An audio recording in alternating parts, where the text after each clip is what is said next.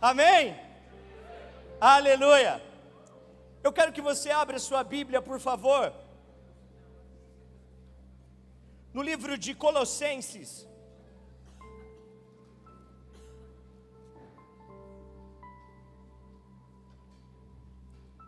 Capítulo 3. Colossenses capítulo 3.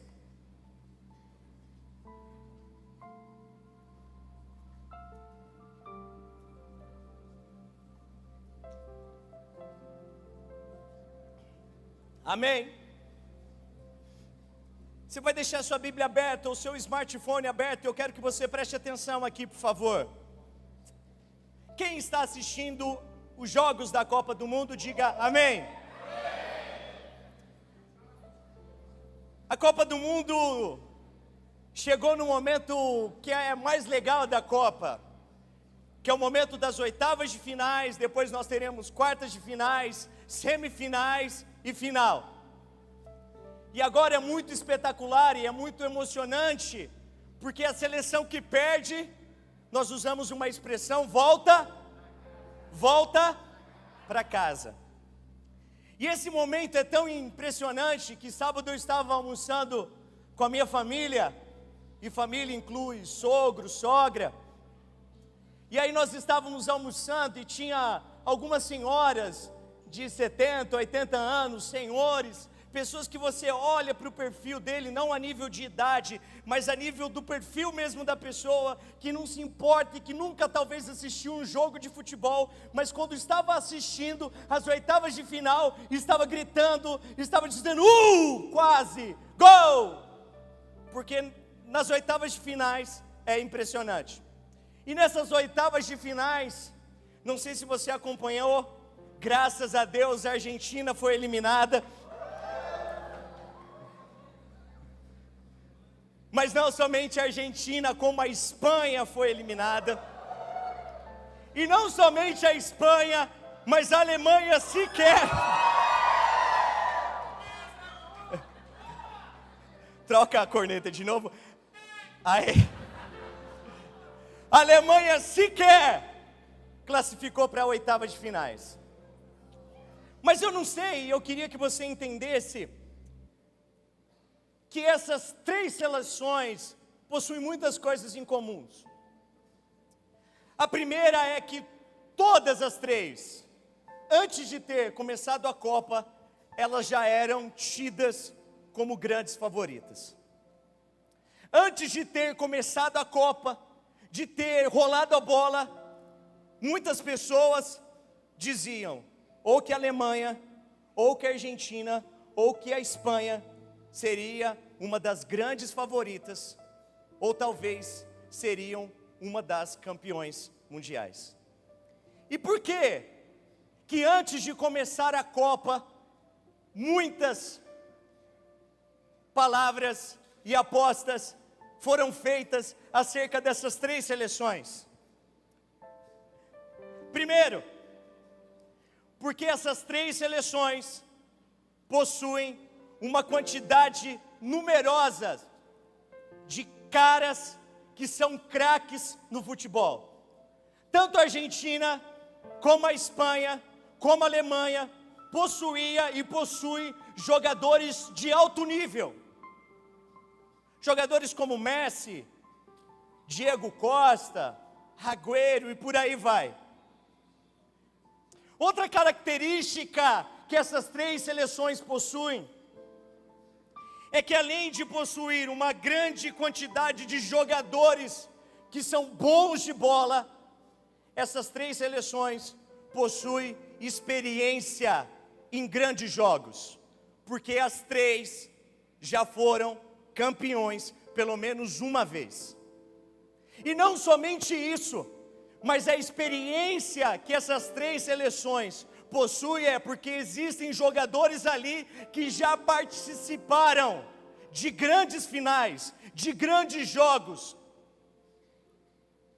já passaram por grandes momentos de pressões em campo.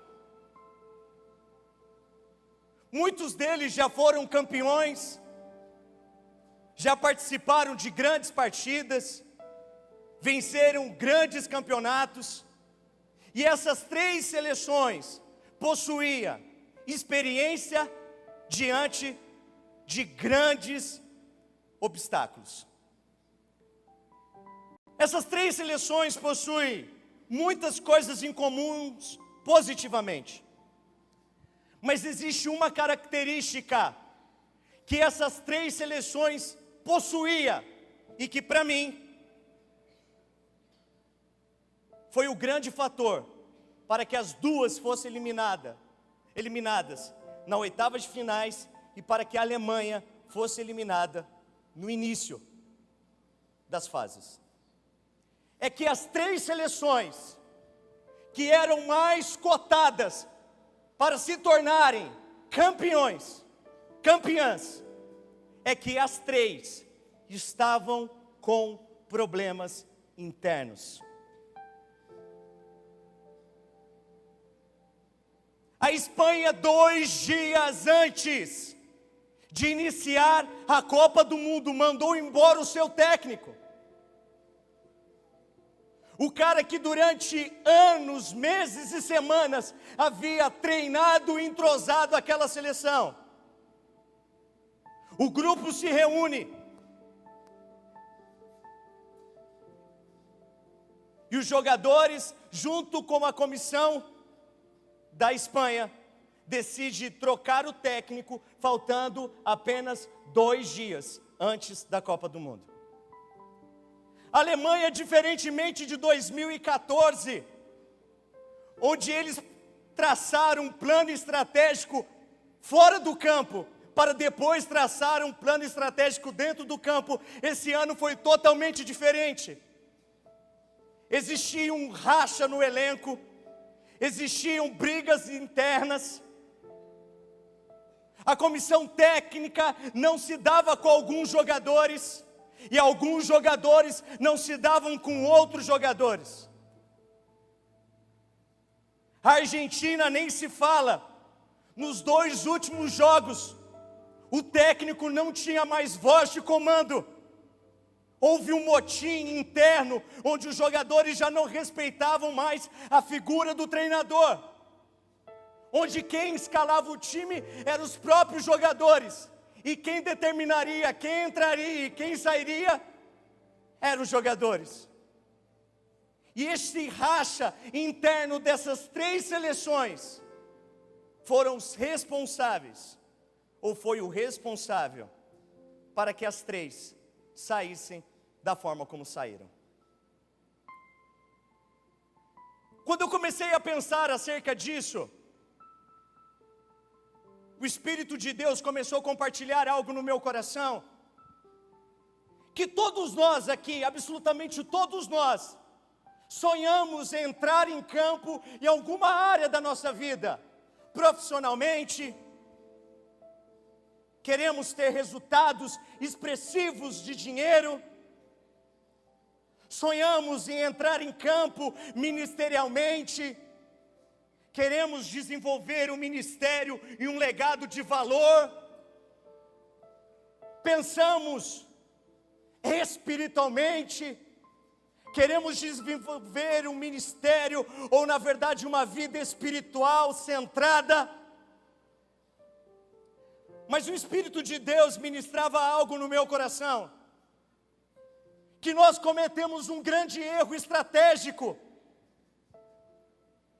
porque o jogo da vida, ele não é ganho, simplesmente quando você e eu decidimos entrar no jogo e jogar a partida, porque o jogo da vida, ele só pode acontecer e fazer de você um vencedor em qualquer área, se antes de mais nada, você resolver os problemas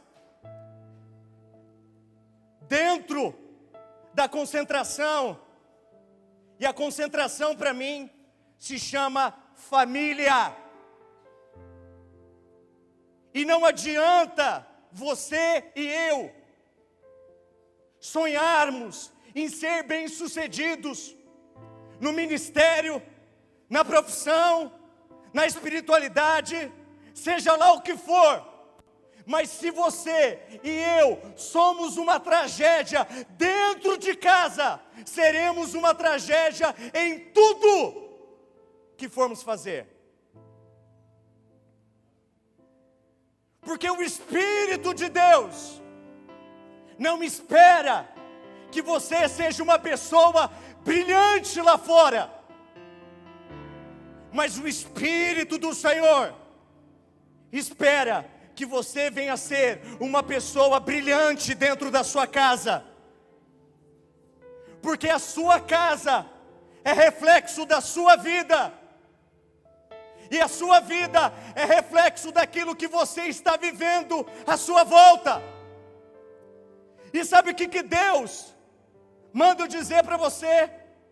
Que mais do que nunca, Ele faz um convite: filha, filho, vem consertar o que está dentro da casa, para que depois você possa consertar o que está fora dela.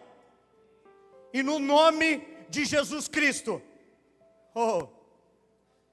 o Espírito do Senhor te trouxe aqui para consertar a sua casa. Te trouxe aqui para acabar com esse racha que aconteceu lá na sua família. Te trouxe aqui para fazer com que aquilo que estava destruído lá dentro, e que ninguém sabe, porque afinal é secreto, é oculto, é mentiroso, é algo que você tenta não externar, foi externado segundo os olhos de Deus. Porque o Senhor deseja, e Ele fará de você um vencedor em todas as áreas da sua vida. Mas a primeira área que Ele quer fazer de você um vencedor é a sua família, é a sua casa. Pastor Tiago, mas como que eu vivo isso? Como que eu conserto o que está dentro da minha casa para que eu possa consertar o que está fora dela? Errais, porque não conheceis as Escrituras e o poder de Deus. Algo que é tão simples, que está diante dos nossos olhos diariamente, que está em nossas estantes, nos nossos guarda-roupas, nas nossas escrivaninhas, mas que servem simplesmente para atestar e afirmar a minha religiosidade e o meu cristianismo supostamente cristão, mas que na verdade não consegue me instruir e me direcionar e fazer com que a minha vida venha a ser vitoriosa dentro de casa e não fora dela. Por isso, a palavra de Deus vai te trazer algumas lições. Colossenses capítulo 3, versículo 18. E a palavra dessa noite é: antes de entrar em campo, conserte a casa. O texto começa dizendo para você, mulher, diga assim: essa palavra agora não é essa. Peraí. Essa é só a introdução. Vai ficar um pouco mais duro, fica tranquilo. Fala assim: essa palavra agora, só as mulheres. Essa palavra. Põe força. Vamos lá? Essa palavra agora. Amém. É para mim.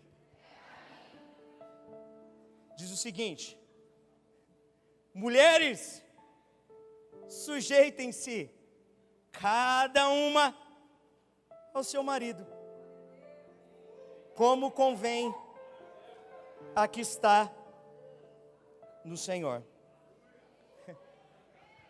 O racha da casa, amém? Ela acontece, segundo o que nós vamos ler, com a figura da mulher.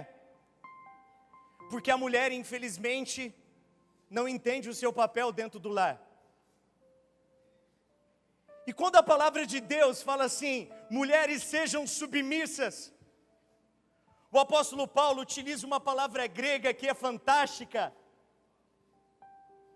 que é upotasso.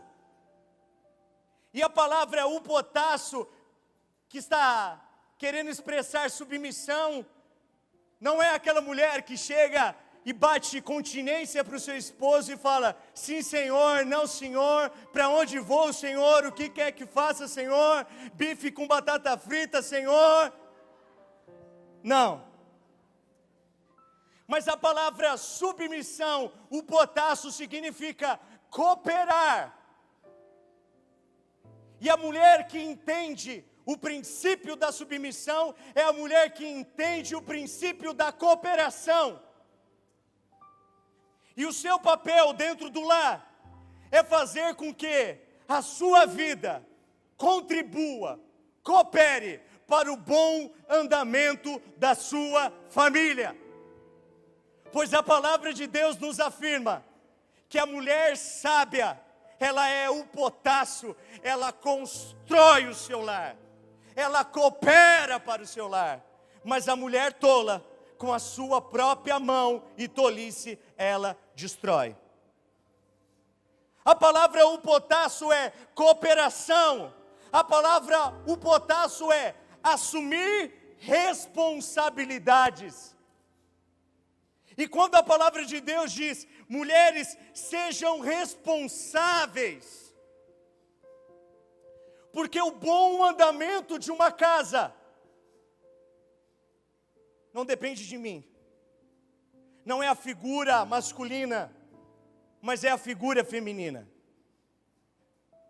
É assumir a responsabilidade do seu lar, é assumir a responsabilidade da sua família.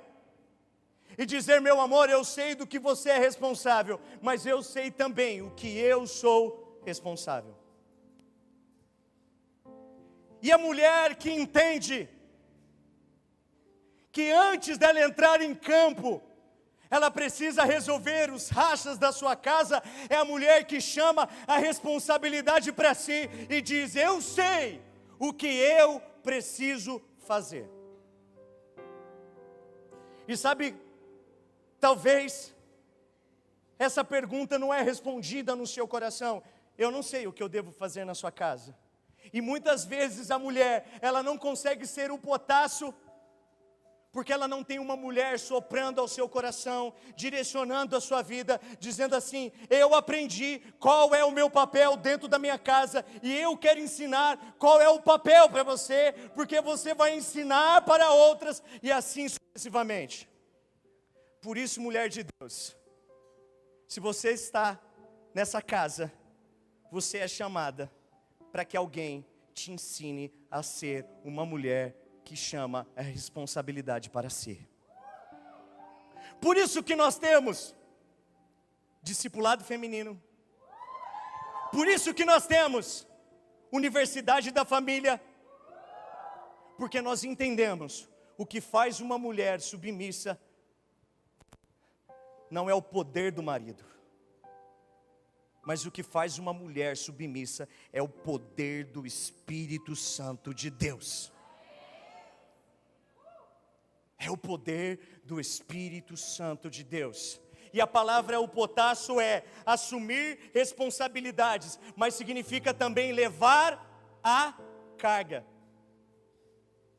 E a mulher, irmãos, é fantástica. E eu estou pretendendo, com 15 anos de casado, casar com a pastora de novo. Porque a mulher é fantástica, ela assume a carga mesmo. Ela assume a carga dos filhos, do lar. A pastora faz almoço, faz a lição, cuida dos meninos. E quando eu olho para ela está fazendo outra coisa, ela está gravando vídeo. Até hoje eu não consegui gravar um vídeo. Só hoje ela gravou 2. Eu estava lá no banheiro pregando essa palavra. De repente ela bate no vidro: amor, você está atrapalhando eu gravar o vídeo. Falei: tudo bem, amor, vai lá gravar seu vídeo. E sabe por quê? Por Deus colocou sobre a sua vida, mulher, a capacidade de levar a carga, não toda, mas aquilo que lhe compete. Porque submissão nada mais é do que você entender o seu papel dentro da sua casa. E sabe por que talvez o seu time está perdendo? Porque você quer assumir o papel do seu marido, e o seu marido quer assumir o seu papel. E o seu papel não é ser o homem da casa, mas o seu papel é ser a mulher da casa. E o seu papel como mulher da casa é ser submissa. E submissa é cooperação. Submissa é assumir responsabilidades. Submissão é carregar as cargas. E eu amo a Bíblia, porque Deus trata com as mulheres, mas Deus também trata na vida dos homens. Eu, mulher, diria, amém! Agora bate no peito assim, a mão e fala assim, agora sou Joe.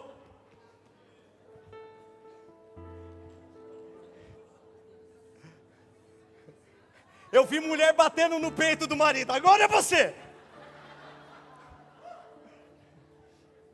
Olha só, versículo 19. Maridos, amem cada um a sua mulher, e não a tratem com amargura. Se em contrapartida você deseja ter uma cooperadora, uma mulher que assuma a responsabilidade, e que principalmente consiga levar as cargas, ela só consegue fazer isso se você entender qual é o papel dentro da família. E o seu papel dentro da sua família é amar. E sabe o que significa amor? E eu acho tão fantástico quando eu leio isso em Colossenses, quando eu leio isso em Efésios, que amor não é o amor eros, o amor entre um homem e uma mulher, o amor carnal, o amor sexual, o amor de pele. Mas o amor que é utilizado aqui é ágape ou agapão, que significa o mesmo amor de Deus. E se você acha que é difícil ser submissa, assuma o papel do homem em amar da mesma forma como Cristo amou a igreja. E sabe qual é o entendimento acerca do amor? Respeito, estimar, considerar, cuidar. E o papel do homem dentro de sua casa é fazer com que a vida espiritual da sua esposa seja melhor. E falar para sua mulher, não vai para a igreja, você é um tolo. Porque o seu papel não é impedir a sua esposa de deslanchar no reino. Mas o seu e o meu papel é falar, vai! Porque a glória que é revelada na sua vida é o reflexo da glória que foi revelada na minha vida. E o que eu quero não é uma mulher qualquer, mas o que eu quero é uma mulher de Deus. Esses dias eu entrei no Instagram da pastora e ela odeia quando eu entro no Instagram dela. Não que tem nada oculto, porque ela gosta de responder. Mas tem um cantinho lá no Instagram, eu não sei porque tem aquele cantinho que chama esquecimento de mensagem. Você tem que clicar e clicar de novo para você ver. Aí eu entrei, uma moça falou assim, olha, pastora, não sei o que, de outro estado. E aí eu peguei o telefone, mandei uma mensagem para ela, falei assim, está aqui o meu vídeo e tal, no nome da pastora. Sou secretário dela. Aí ela chegou, ela não tinha visto que eu tinha respondido isso, e ela falou assim, por que você entrou no meu Instagram? Por que você respondeu as mensagens? Eu falei assim, calma amor. É porque tem um cantinho que você não acessou. E essa mulher há muito tempo mandou uma mensagem, dizendo que queria compartilhar o seu vídeo com as amigas dela, que está em outro estado. E como eu quero que você viaje e venha expandir o reino de Deus, eu decidi resolver isso. Meu irmão, nessa hora a pastora quebrou a perna assim. Só faltou a pastora, opa!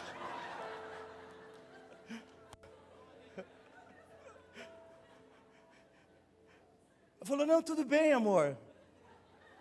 Mas agora eu aprendi o cantinho, deixa que eu respondo. Se precisar, eu sou seu secretário, estou aqui. Mas sabe o que é fantástico? É saber que não existe uma noite, ou uma tarde, que a minha esposa diz: amor, eu vou fazer alguma coisa para Deus, e eu digo não. Sabe por quê? Porque eu creio na unificação de dois para se tornarem um e cumprir um só propósito. E se Deus levantar a minha mulher a nível de ministério mais do que eu, meu irmão, eu vou ter muito prazer de vender todos os DVDs e livros dela. Sabe por quê? Porque quem levanta, quem impulsiona, quem derrama a glória, não sou eu e não é ela, mas é o Espírito Santo de Deus. E se Deus quer levantar a sua mulher, sabe o que você deve fazer? Meu amor, vai embora, vai cumprir o que Deus chamou para você cumprir, porque o meu papel é ser o sacerdote, ser o cara que está responsável de trazer os mantimentos de casa, de cuidar da provisão da família, porque o meu papel é ser o homem da casa, e o homem da casa é assumir as responsabilidades que me competem. E no nome de Jesus, minha irmã, eu quero lançar essa palavra profética na sua vida. Se o seu esposo era um impedimento no seu ministério, ele não será, porque o seu ministério não é seu, é de Deus. O homem ama porque ele cuida ministerialmente, financeiramente. O homem traz a responsabilidade para si. E sabe qual é o nosso problema? Somos infantis demais. Somos como Chaves, que tem 80 mil anos, mas continua com aquele chapeuzinho falando pipi, pipi, pipi. Nós precisamos ser uma geração, que eu ouvia do meu avô, que precisa honrar as calças que veste. E dizer o seguinte: meu amor, aquilo que você precisa fazer, você vai fazer, mas aquilo que eu preciso fazer dentro da minha casa, eu vou fazer. Conta-se uma história, que um dia o imperador Sírio, rei da Pérsia, sentencia a mulher de um general à morte. E quando ele sentencia essa mulher à morte por algumas palavras que ela disse, o seu esposo invade aquele palácio. E chega: rei, eu queria te fazer um pedido, não mate a minha esposa. Mas se a sua sentença não tiver volta, mate a minha vida no lugar dela. Porque ela é minha mulher e eu estou disposto a morrer por ela. Segundo a história, o rei Ciro, vendo aquela atitude nobre daquele marido, ele diz: tudo bem, hoje não haverá morte. Aquele homem e aquela mulher estavam voltando para a sua casa, e de repente, aquele homem olha para sua esposa e diz: amor, você viu o olhar do rei em nossa direção? E ela olha para ele e diz: como eu poderia olhar para o rei, se diante dos meus olhos estava o homem que estava disposto a morrer por mim?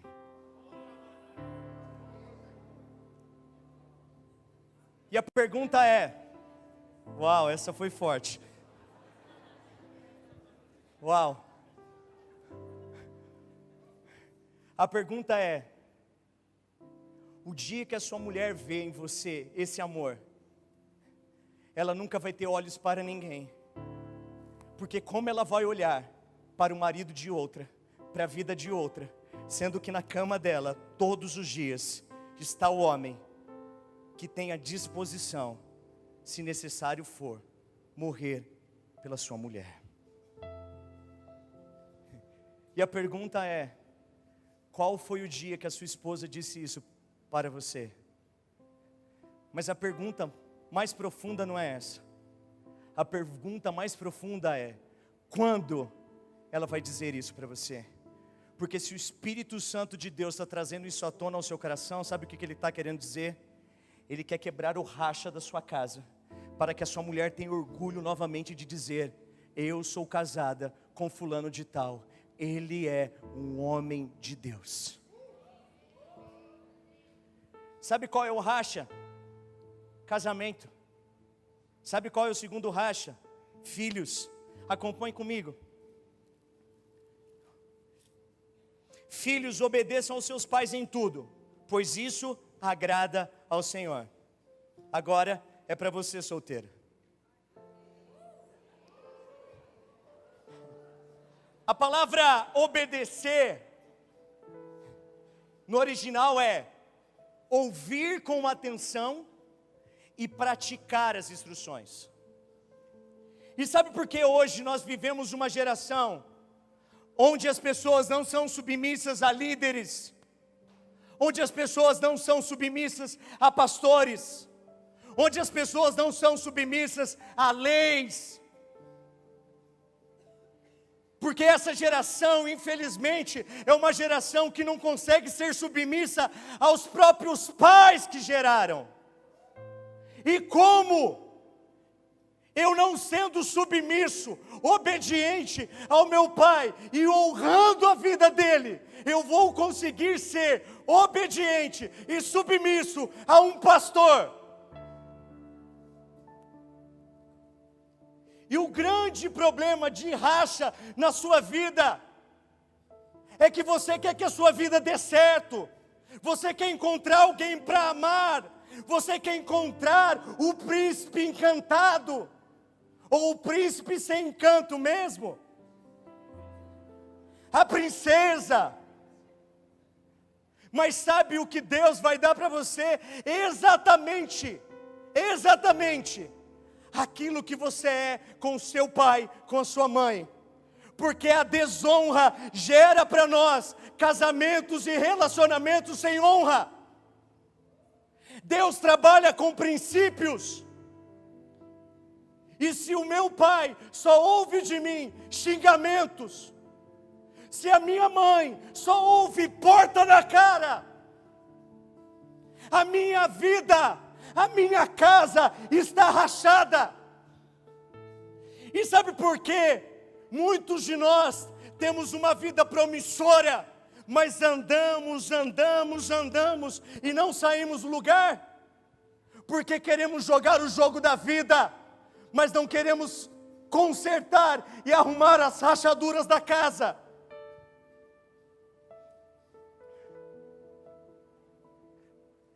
E o que a palavra de Deus diz? Obedeça ao seu pai, honre o seu pai. Esses dias eu estava no carro com o Thales, e estava falando assim: Thales, você já parou para ver seu testemunho? Ele falou assim: que testemunho, pastor? Eu falei: o testemunho que a sua mãe morreu. Ele: é verdade, minha mãe morreu. E a sua mãe morreu quando você tinha por volta de 15 anos. Ele falou: é verdade. E você já parou para pensar que muitas palavras que você não deveria ter dito, você disse? E muitas palavras que você gostaria de ter dito, você não disse? E infelizmente hoje a sua mãe está morta? E ele olhou para mim e começou a chorar. E ele disse: eu nunca pensei sobre isso. E sabe quando nós vamos começar a pensar acerca dos nossos pais? O dia que eles não existirem mais. Porque infelizmente nós só damos valor quando nós não temos.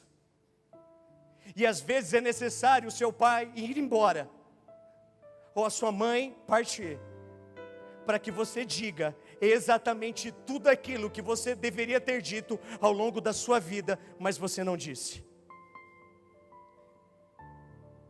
E sabe o que o Espírito de Deus quer fazer hoje com muitos de vocês aqui? É quebrar um racha familiar e edificar uma casa boa, para que a sua vida venha a ser uma vida boa. E eu não sei onde a sua mãe está, eu não sei onde o seu pai está, eu não sei o que você disse hoje para ele, mas o Espírito Santo de Deus manda você pegar o seu telefone, mandar uma mensagem, ou ligar, ou pegar o seu carro depois deste culto e mostrar que você não quer um racha na sua vida, pelo contrário, você quer uma edificação nova na sua vida. Porque o nosso papel como filhos é honrar os nossos pais, e a nossa honra vai até o princípio que não fere os princípios de Deus. Porque meu pai pode me pedir tudo, ele só não pode me pedir para pecar. Porque tudo que ele me pedir, eu preciso estar submisso a ele. Mas o que eu acho mais formidável é aquilo que diz no 21. Já estou terminando. Pais, não irritem os seus filhos, para que eles não desanimem. Sabe o que é irritar filho? E você que é pai, talvez o seu filho já me procurou, e se não me procurou, talvez vai procurar. Porque 99,9% dos meus aconselhamentos, o grande problema, primeiro, é pai. O segundo problema é mãe.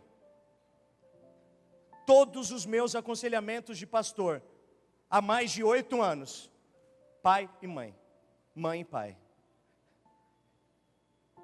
Porque infelizmente a nossa educação de filhos é rachada.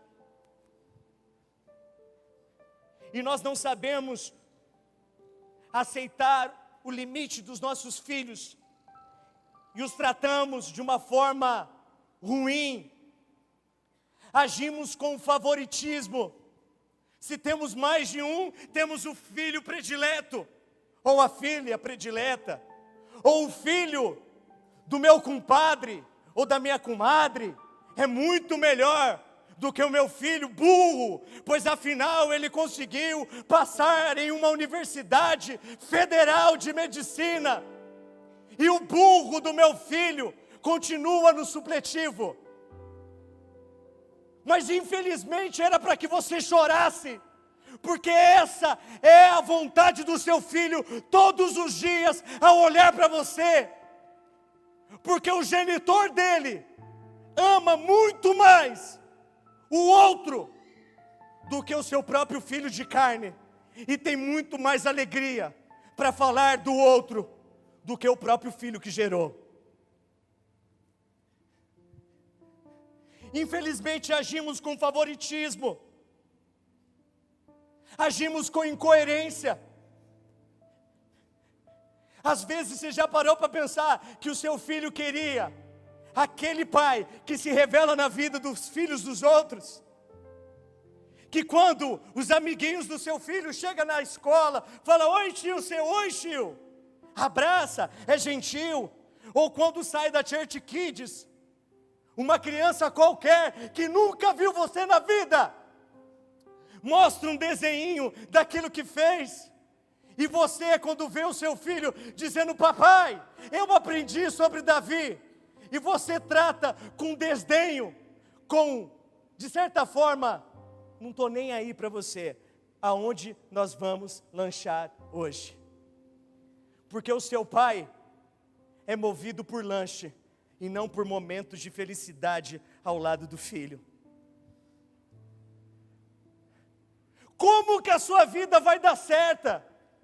Como que você vai ser feliz profissionalmente se os seus filhos vivem essa crítica exacerbada? Vive esse descaso. Parece que seu filho vive em um mundo, você vive em outro. E o problema é que seu filho cresceu, a sua filha cresceu, e o tempo que você tinha de participar dos momentos mais fantásticos da história dele passou. E agora quem não quer mais é ele. Eu não quero mais o Senhor na minha vida. Eu descobri amigos. Isso é muito triste, porque o seu filho deveria um dia bater no peito e dizer o seguinte: eu não preciso de grandes amigos, porque eu já tenho um só, o meu pai, a minha mãe. Aquela que eu posso contar tudo para ela, porque ela é a minha melhor amiga. Que se eu fazer alguma coisa de errado, ela vai me corrigir, mas simultaneamente ela vai me amar e me proteger. Que em determinados momentos ela vai me acolher, em outros momentos ela vai me impulsionar dizendo: você vai conseguir. que a ignorância que eu recebi do meu pai e da minha mãe não pode ser um discurso replicado na vida dos meus filhos, dizendo: isso que você tem, eu nunca tive. Mas o seu discurso é: filho, eu quero te dar, não foi porque eu não tive, eu quero te dar porque você é o meu filho, e segundo a palavra de Deus, você é a herança do Senhor, você é o meu grande presente. E o meu grande troféu não é a conta que eu vou deixar para você. A minha grande herança não são as casas de aluguéis que eu construí, mas o meu grande legado foi a história que traçamos ao longo da vida. Porque, pai, não é você ter uma criança e não dar certo com a mãe, arrumar outra mãe, e aos sábados visitar os seus filhos, pagar pensão e bater no peito perante seus amigos dizendo: eu sou pai. Ser pai, ser mãe, é assumir as suas responsabilidades. Não é trocar o seu filho por homem nenhum do mundo, porque o seu filho não foi feito para ser criado com a avó. O seu filho foi feito para ser criado por você, mãe. Porque só aquele que é criado com vó sabe a desgraça que é viver com aquela e com aquele que não é nem pai e nem mãe. Mas você conta uma história mentirosa para que você venha a ser aceitos pelos amiguinhos, dizendo: eu sou amado 2 vezes porque eu sou criado com vovó e vovô. Mas quando você atinge a maioridade, você descobre que você viveu os piores anos da sua vida, que você trocaria a melhor vó do planeta, o melhor vó do universo, para ter talvez a pior mãe, o pior pai, mas saber: eu tenho pai, eu tenho mãe, e eu tenho o que levar para ele no dia dos pais, e eu tenho o que levar para ela no dia das mães. E quando você troca os seus filhos por um homem, sabe o que você está dizendo para os seus filhos? Você é apenas uma coisa que eu fiz, que não tem importância alguma, porque a minha verdadeira importância é ser feliz, e a minha felicidade não inclui você. Vai para a sua vó.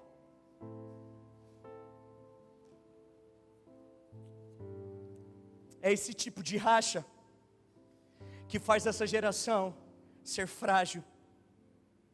É esse tipo de gente que é insegura. É esse tipo de gente que é emocionalmente doente. E sabe o que você precisa entender, jovem, em nome de Jesus? Casamento é um tiro só, é uma escolha só. Porque se você casar bem, você será feliz para sempre.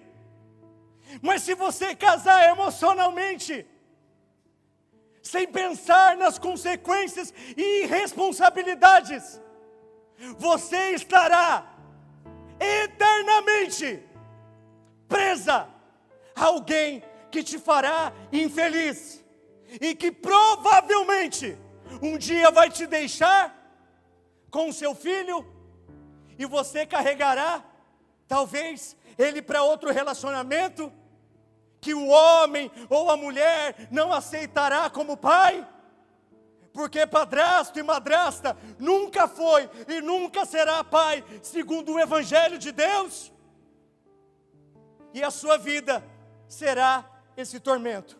Por isso, jovem, se for para casar errado, não case. Porque casamento não é brincadeira de colocar aliança no dedo, fazer cerimônia bonita, chamar o pastor Tiago e ouvir casados para sempre. Casamento é uma decisão que você faz para o resto da sua vida. E sabe por que essa geração é uma geração rachada? Porque as famílias são rachadas. Eu termino dizendo que a palavra ouvir e honrar o pai, ela tem um significado fantástico no grego, que significa ouvir e obedecer, mas é a mesma palavra de batendo na porta. Quando o texto diz assim: filhos, honrem os seus pais, honre, obedeça, a palavra grega é alguém batendo a porta. E aí logo em seguida o texto diz o seguinte: filhos, na verdade pais, não causem ira na vida dos seus filhos. E sabe o que Deus deu para você? Sabe o que Deus deu para mim, que somos pais? A habilidade de ter a chave de acessar a porta do coração dos nossos filhos. Porque é isso que a Bíblia diz, que nos últimos dias Deus converteria o coração dos filhos aos pais e dos pais aos filhos.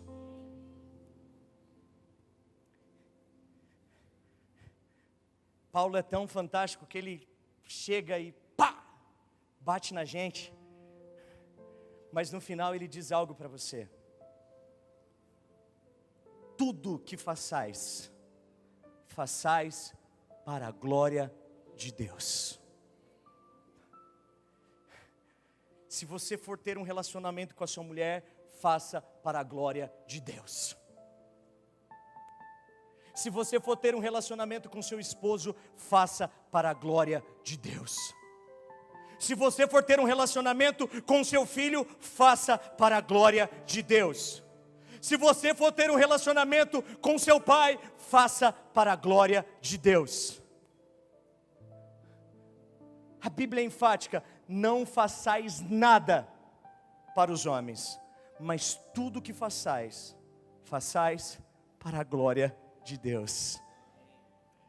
E sabe por que eu quero ter uma família extraordinária?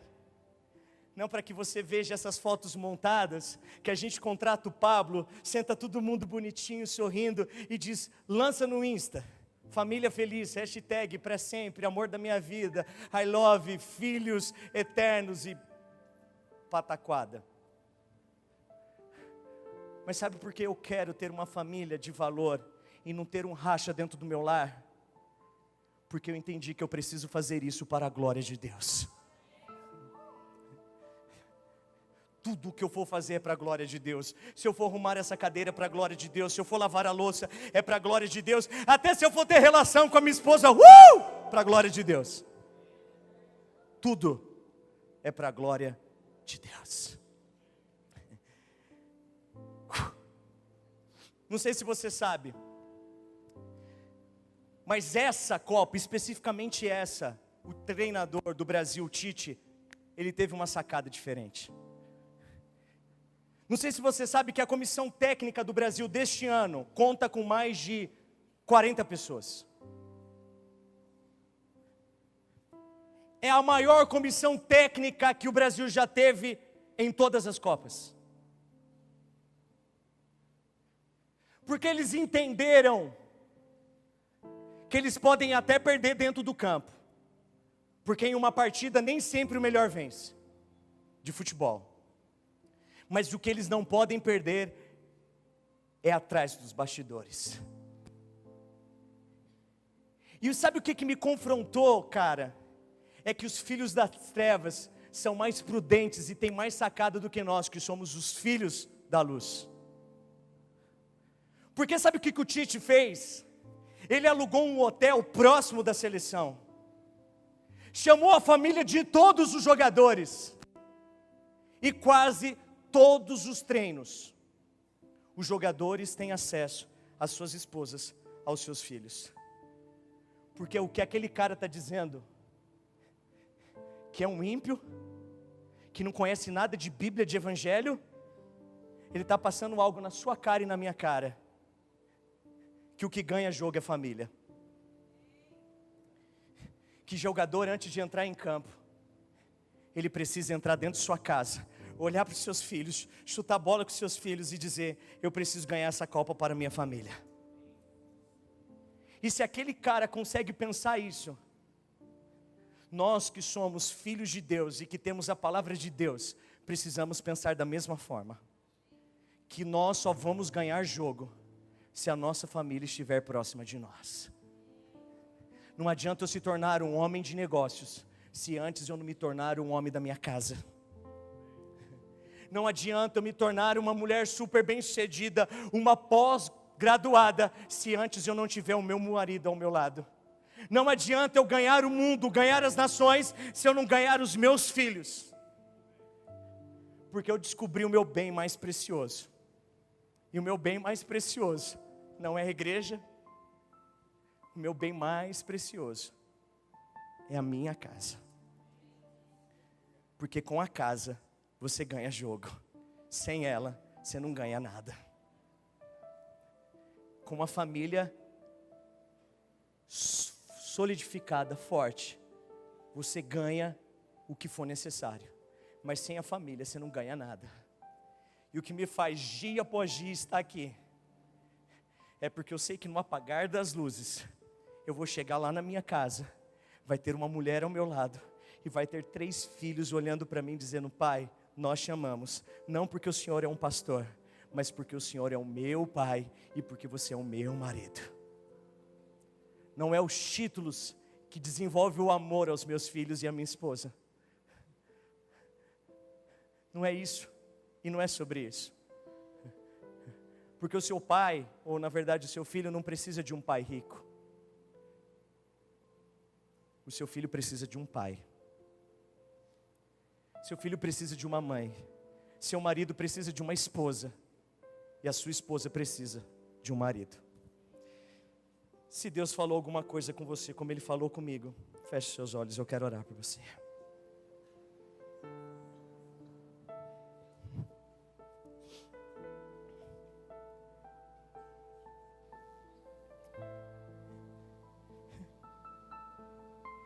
Oh.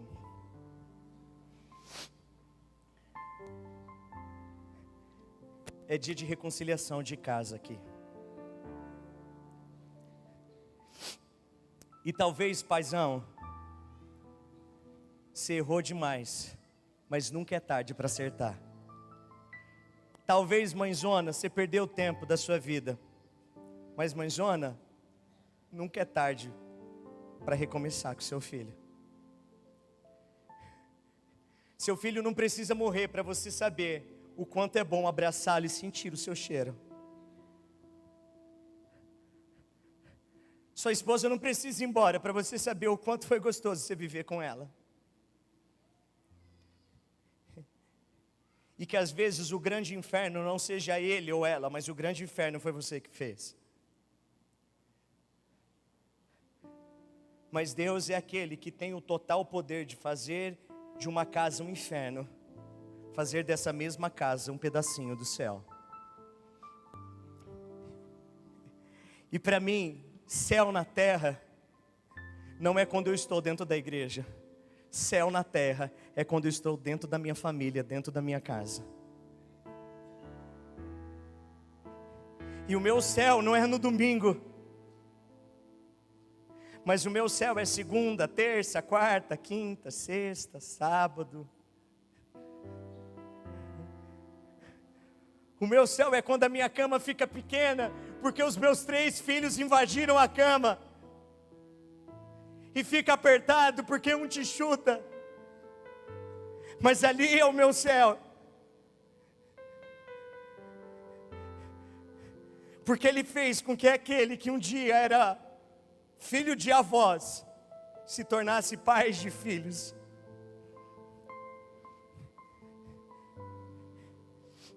Deus vai começar a edificar e restaurar o seu relacionamento com seu pai. Sabe por quê? Porque Deus vai te dar um esposo segundo o coração dele, fica tranquila. Deus vai restaurar relacionamentos de filhas com as mães. Porque talvez aquela mulher que gerou dores em você,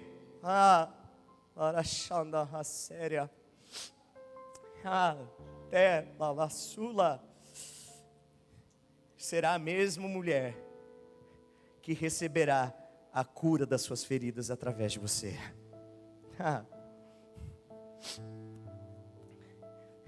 E sabe, esse desejo que está te dando parece de sair correndo e gritando, dizendo assim: pastor, é para mim que o senhor está falando. Parece que eu estou nessa igreja e não tem mais ninguém à minha volta, parece que só está eu aqui. é a minha história, é a minha realidade.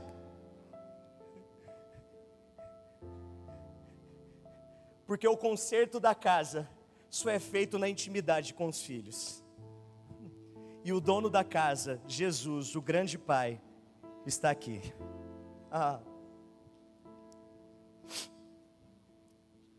O Pai está aqui. O Pai está aqui. E o Pai vai te fazer você um homem de sucesso, uma mulher de sucesso.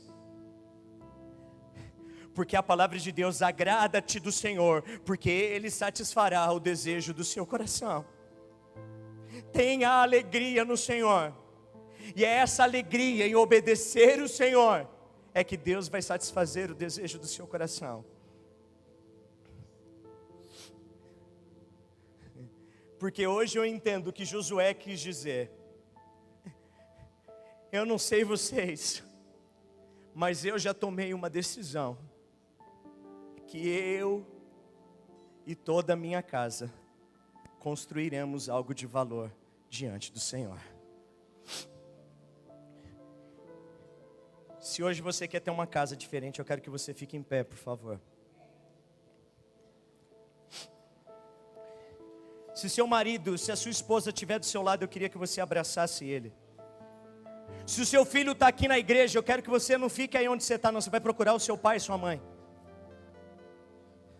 Pastor, nem o meu pai, nem minha mãe está aqui. Eu estou sozinho ou sozinho. Quem disse? Porque existe uma família espiritual. E se tiver alguém do seu lado que não tem ninguém da família dele, você vai chamar para próximo de você.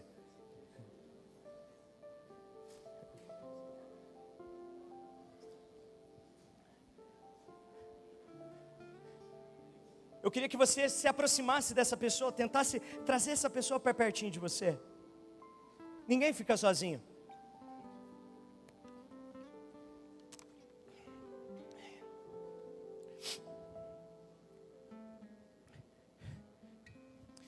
Se a sua esposa estiver bem próximo de você, traga ela para perto de você.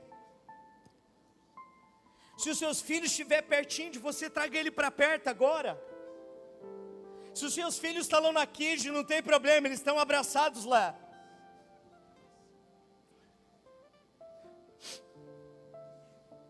Talvez você queria: meu Deus, pastor, eu daria o meu braço direito.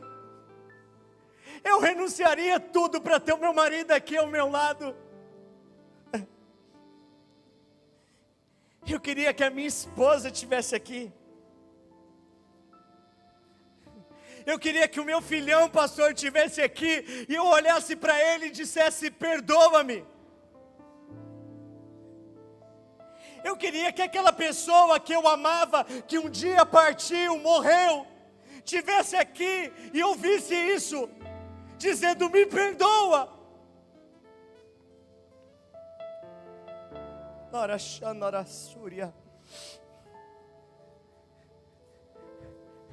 Aqueles que são, ou que foram embora, não tem como estar aqui. Por isso Deus vai te dar a oportunidade de você fazer diferença na vida de alguém vivo hoje. Mas aqueles que estão vivos e que não estão aqui, de carne e sangue, eu tenho uma boa notícia para te dar. Eles estão aqui pela fé, porque a fé é o firme fundamento das coisas que não se veem, mas que se esperam. E sabe esse cheiro do seu filho? Que parece que ele está aqui? Sabe essa coisa da sua filha que cresceu, já tem filhos, e você não viu o neto?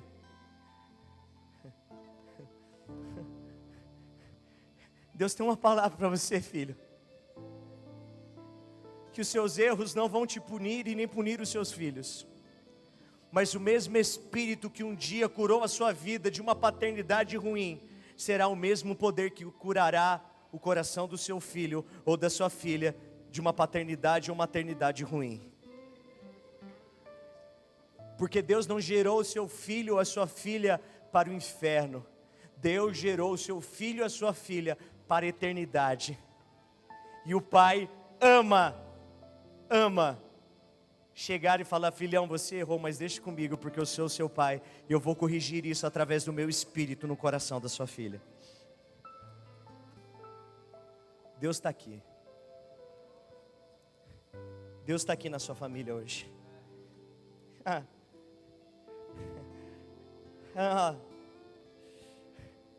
Porque você foi chamado para entrar em campo e vencer.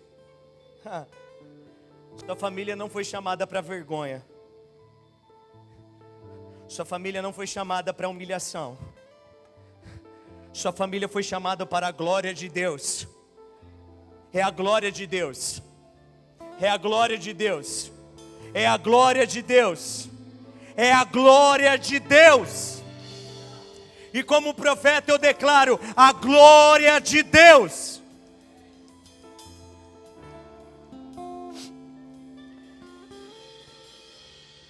Espírito Santo de Deus.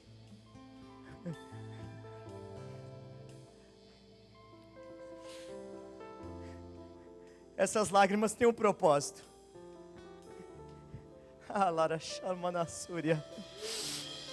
Espírito Santo de Deus, nós queremos chorar por aquilo que verdadeiramente é importante: a nossa casa, a nossa descendência, a nossa família, o nosso lar. Porque o nosso maior legado, a nossa maior conquista, não é aquilo que somos profissionalmente, não é aquilo que somos diante dos olhos das pessoas, mas a nossa maior conquista é aquilo que somos dentro da nossa casa, diante das nossas esposas, diante dos nossos esposos, diante dos nossos filhos. Por isso, Senhor, constrói algo de grande valor. Se você sentir vontade de dar um abraço na sua esposa, fala assim: meu amor, eu não tenho o que dizer, a única coisa que eu tenho que te dizer é me perdoa. Se você sentir no seu coração agora, de você chegar para o seu esposo e falar assim: amor, eu não sei o que te falar, mas a única coisa que eu tenho para te falar é te perdoa, me perdoa. É você olhar para os seus filhos e falar: filhão, eu não sei o que dizer para você, mas a única coisa que o papai e a mamãe têm para dizer é nos perdoa. É olhar para o seu pai e falar: pai, eu não tenho o que dizer para o Senhor, mas o que eu tenho é me perdoa. É você sair daqui hoje com a expectativa de ligar para alguém, ou ir na casa de alguém e olhar para ela ou para ele e falar: pai, mãe, me perdoa. Me perdoa. Me perdoa. Me perdoa. Olhe para mim.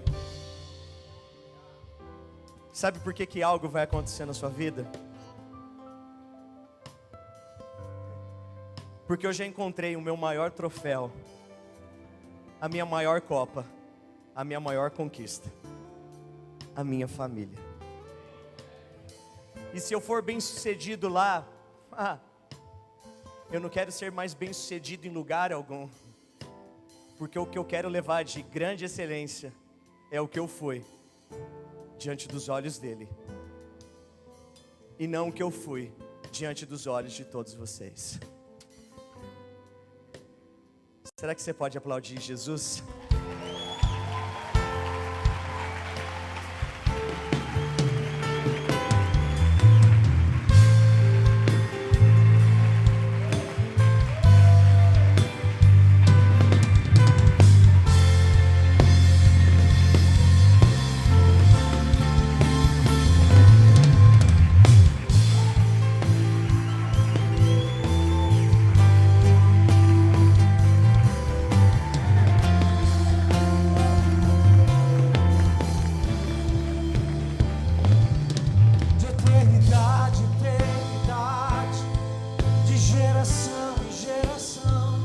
Segura aqui, segura aqui, segura aqui.